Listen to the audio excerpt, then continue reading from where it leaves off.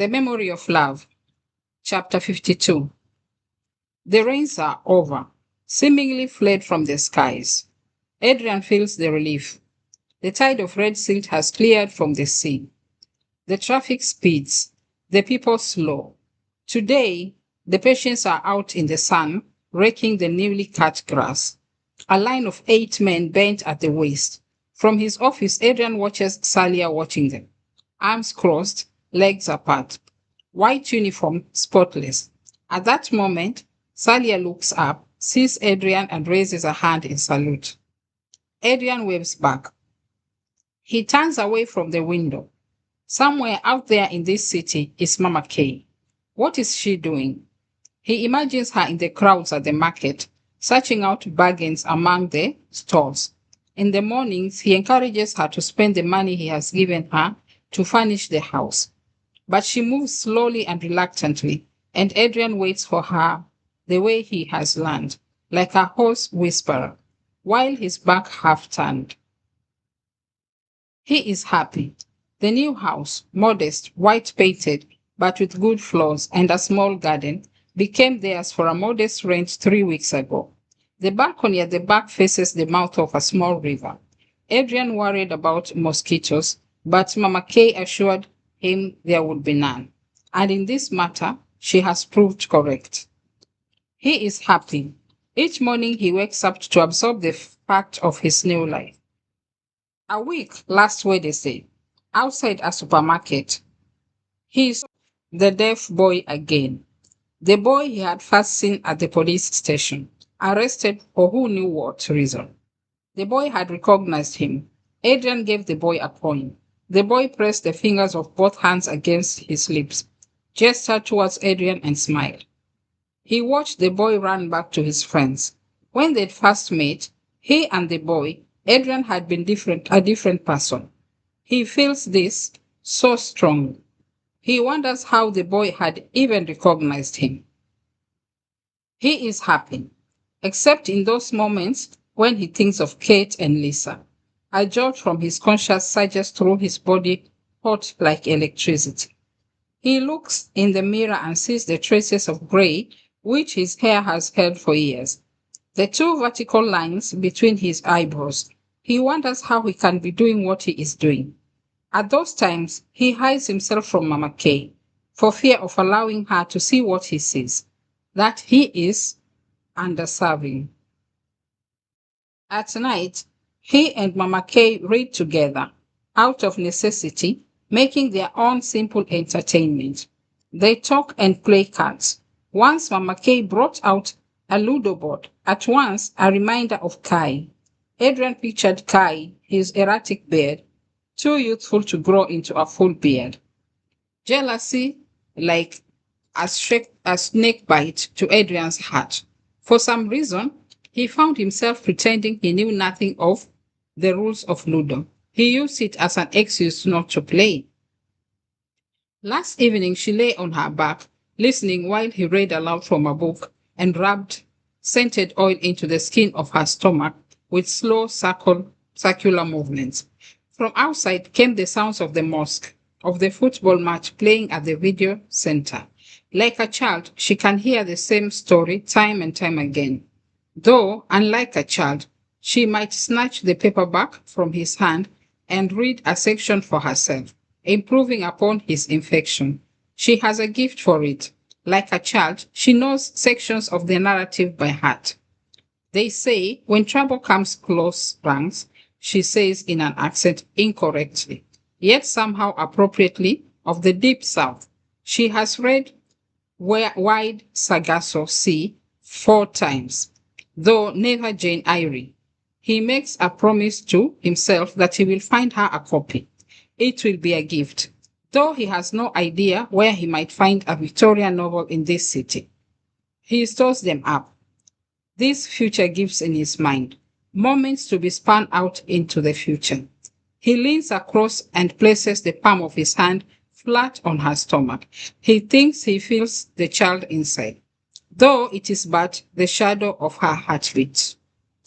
Once she gave him a gift of her own, a miniature bottle of indigo pigment she'd found in a market a long time ago. The bottle had attracted her. Tiny, sealed with lead, never opened. He wears it on a leather cord around his neck, tucked inside the breast pocket of his shirt. He tells himself that if he falls, the glass will pierce his heart. Most often, the fear comes at night. He leaves the bed and wanders through the empty house. The electricity supply is erratic and means he must light a candle or else rely upon the moon.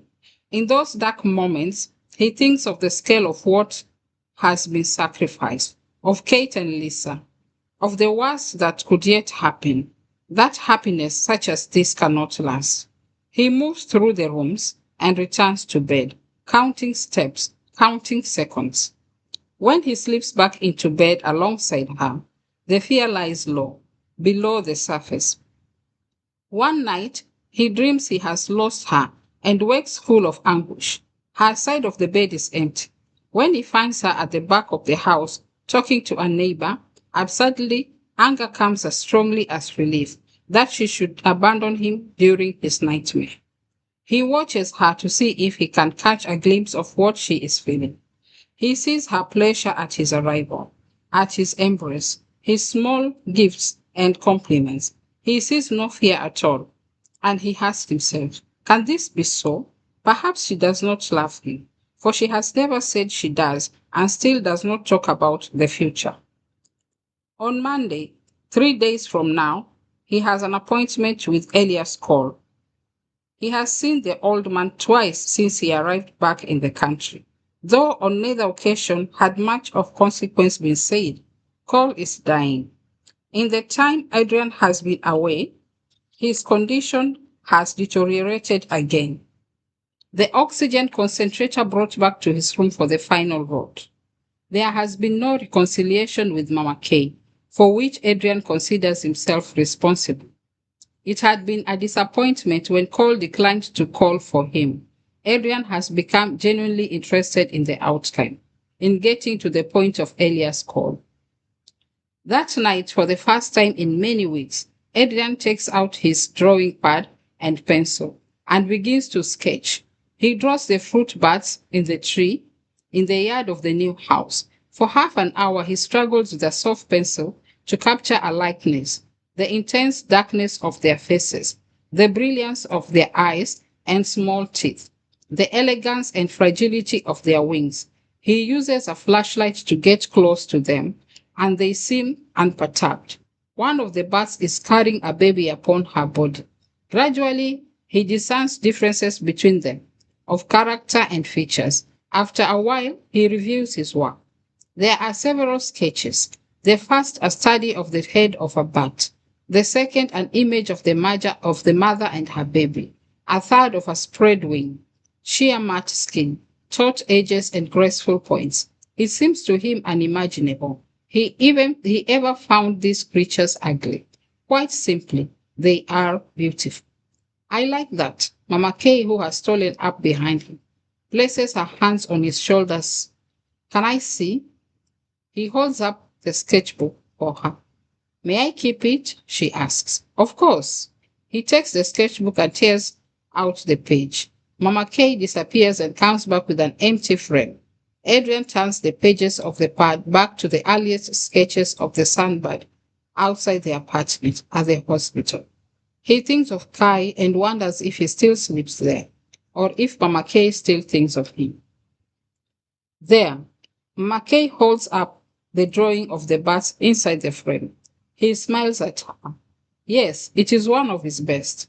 The best he has done since he came here. Late in the evening, long after they have eaten and made love, he picks up his sketchbook again. Mama Kay is lying on the wicker sofa. A lapper is wrapped around her body, twined around to the back of her neck, where it is caught in a heavy knot. The rain is gone, and the evening air is light. The heat, for once, has slipped back into the earth. A breeze toys with the hem of Mama Kay's garment. The city seems very far away. He watches her for a long time, the sketchbook lying in his lap. It is hard to resist the urge to touch her. She is reading in the yellow lamplight, lying on her back and holding the book inches from her nose, her other arm thrown behind her. She lays the book upon her chest, but otherwise remains as she is. Adrian picks up his pencil. This night he draws her, eschewing studies and sketches, endeavoring to capture every line of her body. One by one, the lines fall upon the paper, each in its place. He works with intense concentration, can feel the lightness in his stomach.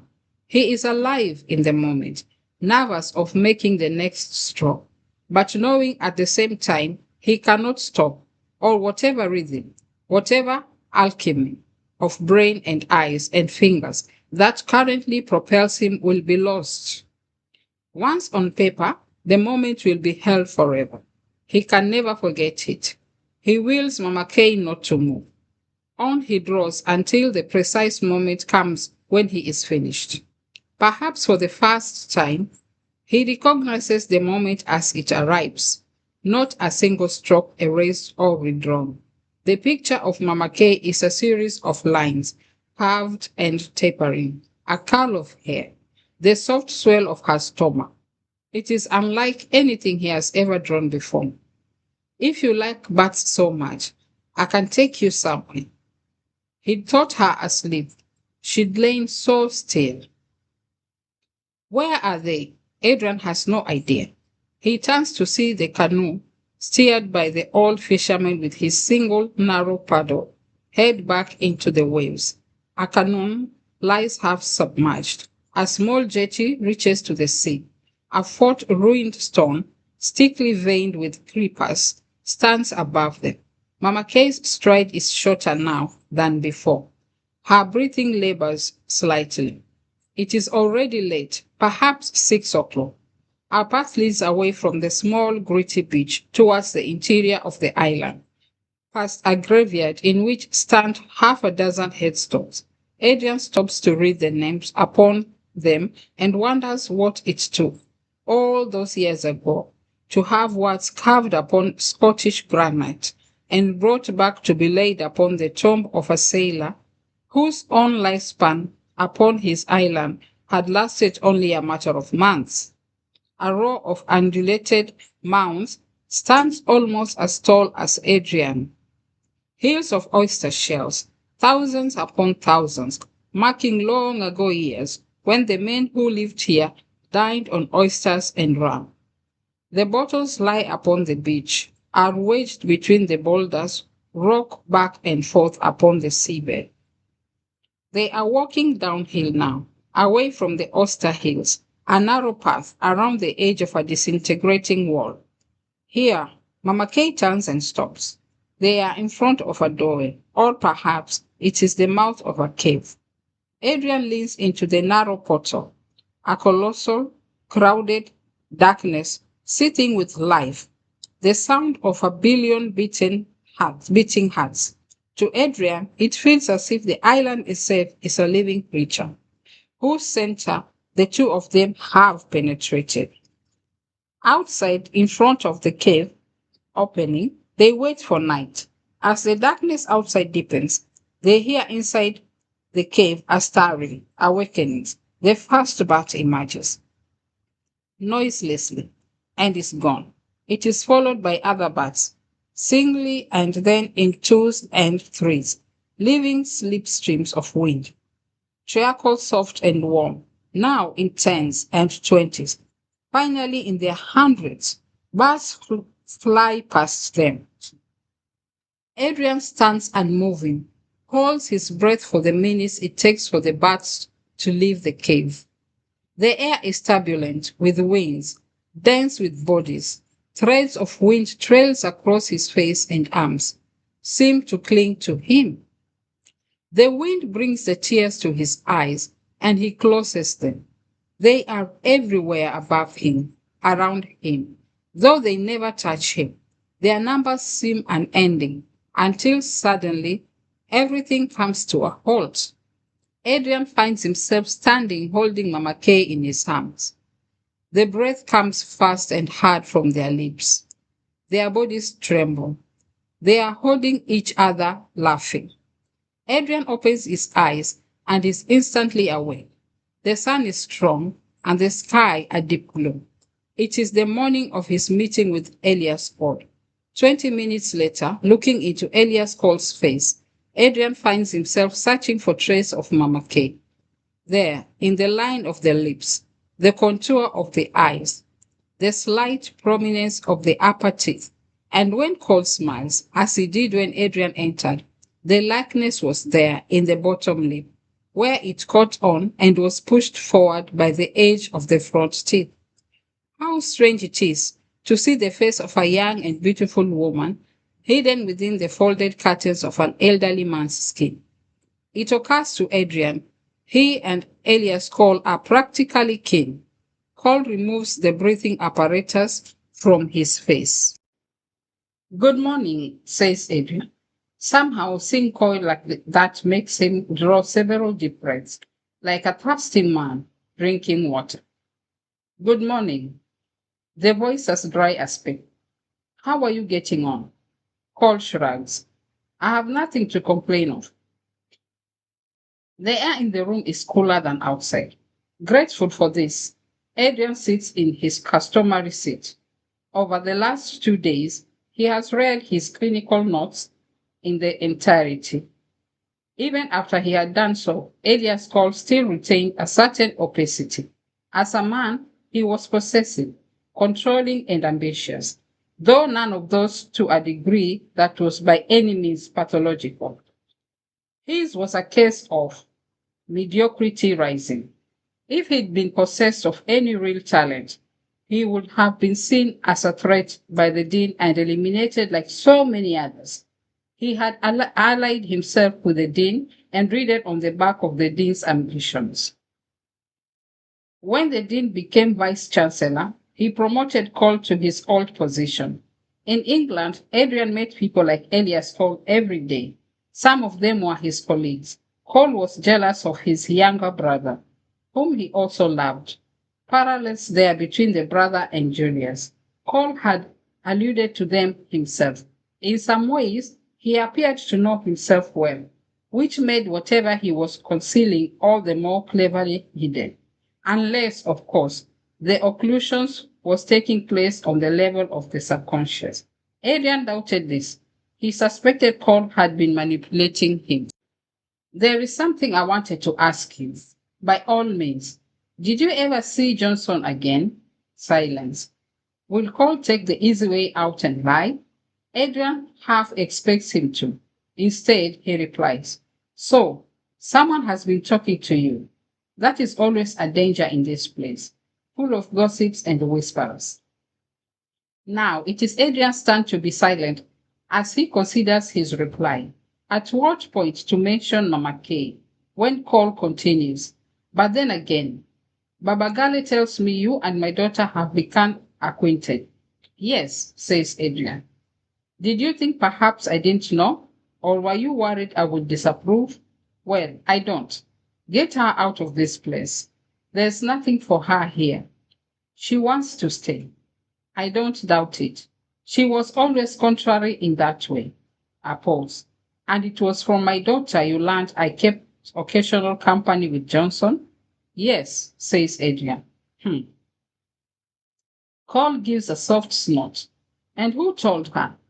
She recognized him when he visited your house. She'd seen him before. Cole nods slowly. All the time he is thinking, moving the fingers of his right hand, flexing them one after the other. So they ripple like a fan.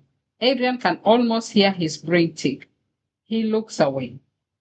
It was a social relationship, says Cole presently. We drank whiskey. He had a taste for Black Label, as I recall. It cost me a fortune. We discussed the state of the country. I was dean by then. It was important to have a sense of what was going on. Can you see how that would seem strange to someone on the outside? Given what you told me about him, your feelings for him, Cole flicks his fingers and then closes them into his palm. His tone is subtly changed. Adrian listens carefully, trying to define the shift, but fails to pinpoint it. As you rightly put it, you are an outsider. This is a small country. You've never lived in a place like this. Here, enemies are a luxury only the poor can afford. The rest of us have to move on. To use your terminology, I made my peace with power. I had no other choice. He smiled thinly at Adrian. You were friends. Acquaintances would be my preferred term. How did it happen? I mean, how did it happen that you found your way into his company again? I forget now. I believe he came by the house. I don't really recall. Sometimes people can find themselves thrown together by events, something that binds them in an unlikely way. Johnson was ambitious and clever, but lacked a truly first rate mind, the fact of which he concealed with belligerent and obtuseness. If Cole couldn't see the similarities between himself and Johnson, Adrian could. It was remarkable. In fact, projection, perhaps, though it didn't do to be too clever about these things. Johnson might just as easily be exactly as Paul described. On many occasions, Adrian had asked himself whether the connection with Johnson went deeper than Paul allowed. Paul frowns. He was an acquaintance, nothing more. Who gave Johnson the list of students? Was it you? Paul's face remained impassive. Though Adrian sees the light change in his eyes, a muscle flinch in his cheek, he regards Adrian with an expression emptied of meaning. What is it you think you know of this matter? I only know what you and your daughter have told me. In her view, you betrayed her friends the night the campus was attacked. You delivered them to Johnson. The silence this time is long. Cole shakes his head. He seems to have regained control of his composure. So fast, Adrian is momentarily unsure now whether he even lost it. He says, it is what she believes. Cole continues to shake his head until he provokes a minor coughing fit. He pulls himself up, his elbows angled sharply outward, raises his head, breathes deeply and exhales, closing his eyes. Could you call Baba Gale for me, please? Adrian does as he is asked. He does not follow Baba Gale back into the room, but waits in the corridor, his back against the warm grit of the bare concrete wall. Through the door, he can hear the sounds of movement, the murmur of the oxygen concentrator, the whisper of voices. He cannot make out what is being said. 15 minutes elapse. Adrian waits. His conversation with Elias Paul needs to be finished, taken to its conclusion, whatever that might be. Paul is tired. The change Adrian heard in his voice when he first entered the room, behind the rattle of the stiffened lungs, the vocal cords taut and dry. Paul is wearing out. The door opens and Babagale steps into the corridor, nods at Adrian, who pushes open the door to the room. Paul is lying on his pillow, much as Adrian left him, his eyes closed. We all live with the consequences of our past, don't we? One might ask what brought you here? Compassion, career, the failure of marriage symbolized by the ring you no longer wear? And why here? Babagale tells me your grandfather's name was Sil, that he was posted here before the war. I mean, your war, of course. Naturally, I find that interesting. As a historian, fortunately, our records history here is short enough for me to be able to remember most of it. Our last governor was Beresford Struck. Silk served under his predecessor, an undistinguished career, if you forgive my saying so. Apart from the minor fiasco of the Chiefs' rebellion, I dare say he would have gone on to be something quite good. Babagale's brother, I use the term loosely, he claims so many is a barman at the Ocean Club. Did I ever tell you that? The chap must be about due for retirement now. He was even there in my day. Adrian is silent. Cole, who is not looking at him but out of the window, continues. There are some things that may have happened in the past that carried less weight than then than they do now, or vice versa. that seemed important then, and now are all but forgotten. Time presses hard on me, lying here. It is hard not to think of these things. Where were we? Oh, yes. We were talking about Johnson. What a fellow. I disliked him. In fact, it wouldn't be going too far to say I hated him. But you see, you don't make an enemy of a man like Johnson. Not if you have any sense. Keep your friends close and your enemies close. Isn't that what they say? Whatever I did for Mama K. She was too close to where the trouble was. She risked being caught up in it. Johnson was onto them, with or without me. The net was closing. I had to take care of my own. Any father would have done the same. If I gave Johnson a list of names, it was because I had no choice. Was I to know what he would do with them? Julius was a fool. He refused to see the change coming, even though it was in the sky. Perhaps he imagined he could alter the weather. He riled Johnson just as he riled the university authority. Sometimes I wonder if he had lived, who would he have become? Would he be dean of his faculty? Not likely. He was a dreamer. He dreamt of building cities, bridges, raising towers up to the sky, flying to the moon, for God's sake. That night, the first night I was in Johnson's power, was the worst of my life. I told you what happened. He stole my cake, duped me into believing he was coming back, left me there and never returned. I banged on the door and nobody came. Nobody came for 1, 2, I don't recall how many hours. I was left alone. But in the end, somebody did come, not Johnson, for he had gone home. One of his guards. I was taken from that place and led downstairs to another room. It was much cooler there. I was grateful for it at first, but gradually it turned cold, and the cold bore through me. I tried to sleep. At some point in the night, I had that image of myself, a dark, untidy shape, a shape devoid of detail and yet unmistakably mine, the shadow of me. I slept again and was woken, I think, by a cry somewhere in the building. I sat and listened, silence. The cry, if that was what I heard, did not come again. Instead, I heard something else. A sound like a tiny spinning top, a whirl and a clatter. It came regularly at intervals. The same sound, but with enough variance to suggest human agency rather than the sound of a machine. In time, I thought I recognized. You remember I told you Julius almost always carried something in his pocket, something to fiddle with, a screw, a bottle, and washer. Julius's worry beads. The sound was coming from the other side of the wall. I had coffee. Julius, I listened. I knocked. The coughing stopped. The knock came back to me. I was sure then it was Julius. I did not dare speak for fear of attracting the guards. But Julius had no such fear. Hello, he said. Hello, who's there? He had no way of knowing it was me. I'm not certain he even knew I'd been arrested. Unless Johnson had told him, I hesitated. I opened my mouth to reply, and then I heard someone coming. A sharp rap on Julius's door. The rest of the night passed in silence.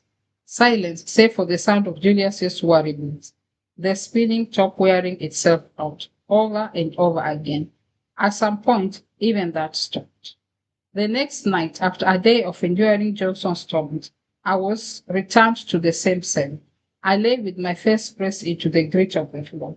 I did not hear Julius's worry beads. It occurred to me he'd been moved, possibly even released, though I doubted that. He was, after all, the main object of Johnson's interest. I was afraid for myself. Johnson had succeeded in constructing such a case against me. I was almost convinced of my own involvement. I did not see how I was going to get out of this, and even if I did, my career, my reputation, these things were solid forever. It was Saturday night, and nobody in the world knew where I was. I feared the night, and I feared the next day. At some point, I slept and woke. An insect crawled over my face, too dark to see the hands of my watch. I guess it was somewhere between 2 and 4 o'clock in the morning. I stared into the darkness. I listened desperately for a sound to assure me I was alive. In the room upstairs, I'd at least been able to hear something of the outside world. Down here, there was no window, nothing. As I listened, I became aware of a sound. I crawled over to the wall on the side next to where I thought Julius was being held. I pressed my ear against the wall. Yes, I could hear it clearly now. A wheezing. No, it was somehow a more desperate sound than mere wheezing. A gulping noise is how I would describe it. I tapped once, twice, but this time nobody tapped back. In my heart, I had no doubt it was Julius. What should I do? If I called for a guard, I doubted very much anybody would come. And if they did, they were equally likely to become heavy handed with me. We were in an unforgiving place. I could end up making more trouble for myself, for Julius. I pressed my ear against the wall. I leaned back and considered matters. Surely Julius had his medication. I struggled to decide what was best. I told myself he didn't sound so bad, that he was surely capable of calling for aid himself if he was indeed in trouble. At other times, I worried how long he had been in this condition. I reasoned the guards must have been in and out of his cell in the course of the day. In this way, my thoughts moved back and forth. At one point, I had a cough. I read that as a good sign. Somehow, I fell asleep. When I woke, it was dawn, and I was still living in the nightmare. That morning, the dean came to see me. A deal with Johnson was suggested. I gave him my notebooks in return for my freedom. I never returned to the cell in the basement. In those first few minutes, I was so relieved to be free, I forgot all about Julius. The dean accompanied me to my office in the faculty building to collect the notebooks. He was irritable, angry at being called out to attend to me when he should have been in charge. I could tell my order offended him, for I had spent 2 days under duress without washing. If Johnson was in any way pleased to receive my notebooks, he chose not to show it. Why was I not surprised? Because by then I knew the man had all sorts of tricks and power games of his own making. He merely thanked me and asked one of his men to take us to the entrance of the building. It was then I remembered Julius. I stopped and turned at the door. The dean saw me hesitate. I looked at Johnson, who looked straight back at me. The dean looked at us both. For heaven's sake, what is it now? Johnson was silent, but continued to look at me with a calm regard, and I saw in that moment that Johnson knew. I could tell it from his eyes. Johnson knew everything. I was within seconds of walking out of that building forever. I had everything to lose. I closed my mouth. We turned to leave, and that was the last view I had of Johnson, standing behind his desk, the books held to his chest, a black suited figure, a devilish pastor. So you see what happened? I did nothing. Johnson was the one who let Julius die. But the truth, if you want to know, and I have thought about this for many years, the truth is Julius brought it upon himself. He never knew what was good for him. He presumed too much. So this is how the entire course of her life of history is changed. A day later, Adrian stands at the window and watches the men rake the grass. They are nearly finished now, and the work has done much to raise their spirits. A life, a history, whole patterns of existence, altered simply by doing nothing. The silent lie, the act of omission, whatever you like to call it. Adrian collects his briefcase from its place by the door, steps out and locks the door behind him. Elias Paul will never take responsibility for his hand in Julius's fate. The fragmentation of the conscience. Paul absolved himself the moment he handed responsibility for Julius to Johnson. In the same way, he handed the list of students to Johnson, knowing and yet refusing to acknowledge the likely outcome. He absolved himself of responsibility for the greater crime, and yet it would not have occurred without him. There are millions of Elias Pauls the world over. Suddenly, Adrian is tired. One or two of the men nod to Adrian as he passes by. They do not smile or speak. but he knows that now he is held high in their regard. Salia is there and raises a hand. The fragmentation of the conscious, Adekali tortured by those acts he had committed, Elias all unperturbed by the many he had not. Adekali was made to feel shame, was held culpable. Paul was venerated. Yet where does the greater evil lie? If evil is what you call it, somewhere in the place he calls a soul. Elias Paul knows. Adrian has been his last attempt at absolution, his last attempt to convince himself of his own cleanliness. Adrian drives slowly home. Though the roads are heavy with cars and minibuses, the traffic keeps moving.